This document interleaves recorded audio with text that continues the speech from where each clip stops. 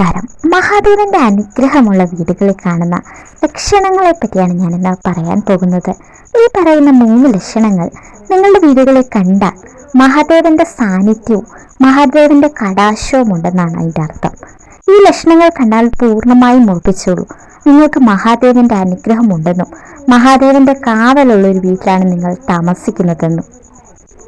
ആദ്യത്തെ ലക്ഷണം എന്ന് പറയുന്നത് ത്രിസന്ധ്യ നേരങ്ങളിൽ വിളക്ക് വയ്ക്കുമ്പോൾ വീട്ടിൽ അനുഭവപ്പെടുന്ന ഭസ്മത്തിന്റെ സുഗന്ധം. രണ്ടാമത്തേത് ശിവക്ഷേത്ര ദർശനം കഴിഞ്ഞ് വീട്ടിലെത്തുമ്പോൾ വീടിന്റെ പരിസരത്തായി നാഗങ്ങളെ ദർശിക്കുന്നത്. മൂന്നാമത്തേത് വീട്ടിൽ തനിയെ കൂവളം പൊട്ടി മുളയ്ക്കുന്നത്. ഇത് മഹാദേവന്റെ ഏറ്റവും വലിയൊരു സാന്നിധ്യം തെളിയിക്കുന്നതാണ്.